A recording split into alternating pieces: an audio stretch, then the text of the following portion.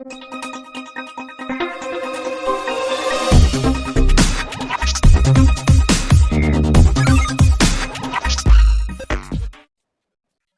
மக்களே, இன்றைக்கு நாம பார்க்க போறது voltage, current, AC, DC. First voltage என்றா மின்னழுத்தம். அதாவது மின்னழுத்தம் இப்ப நீங்க கொடுக்குற பேட்டரியை வச்சுக்கோங்க. இப்ப பேட்டரியில 9 வோல்ட் எடுத்திருக்கல, அந்த வோல்ட்டை தான் வோல்டேஜ் என்றுவோம். அதுக்கு இருக்கிறது நேரேற்றம் அல்லது மறையேற்றம். இந்த ஏற்றங்கள் 2 இருக்கு. அந்த ஏற்றங்கள் தான் வோல்டேஜ் என்று சொல்லுவோம். அதாவது ஒரு அழுத்தம் கொடுக்கறது. சயின்ஸ்ல நீங்க படிச்சிருப்பீங்க, இலத்திரன் ஓடுறதுக்கு எதிர்த்து செய்யல கரண்ட் ஓடும். அந்த கரண்ட ஓட வைக்கிறதுக்காண்டி ஒரு அழுத்தம் கொடுக்கறது தான் வோல்டேஜ். சரியா? இந்த வோல்டேஜ வச்சுக்கொண்டு கரண்டா கொடுக்கலாம். சரியா? அதாவது இலத்திரனை ஓட செய்யறதுக்காண்டி ஒரு அழுத்தத்தை கொடுக்கறதால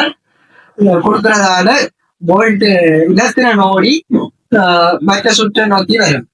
அந்த சுற்று பூர்த்தி ஆகும் போது அதுண்ட இலத்திரம் ஓடுறதுக்கு எதிர் திசையில ஓடுறதுதான் கரண்ட்.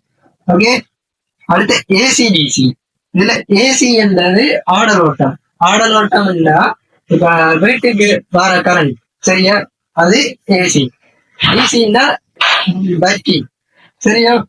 இப்ப ஏசின்னா திசை மாறிக்கொண்டிருக்கு. இப்ப உதாரணத்துக்கு பிளஸ்ல இருந்து மைனஸ் நோக்கி போகும்போது பிறகு ஒரு செகண்டுக்கு திருப்பி இது பிளஸ் ஆகி பிறகு மைனஸ் நோக்கி வருது. திசை மாறுறதால இது ஏசி. சரியோ? டிசி என்றது திசை மாறாது. பிளஸ்ல இருந்து மைனஸ் நோக்கி சுற்று மாதிரியே போய் கொண்டு இருக்கும். அது டிசி. சரியா? இதுங்க முழு டீட்டெயில் ஏதாவது வேணும்னா மறக்காம இந்த சேனலை சப்ஸ்கிரைப் பண்ணுங்க. அப்பதான் நான் போடுற வீடியோ உங்களுக்கு அடுத்தடுத்துதான் வந்து சேரும்.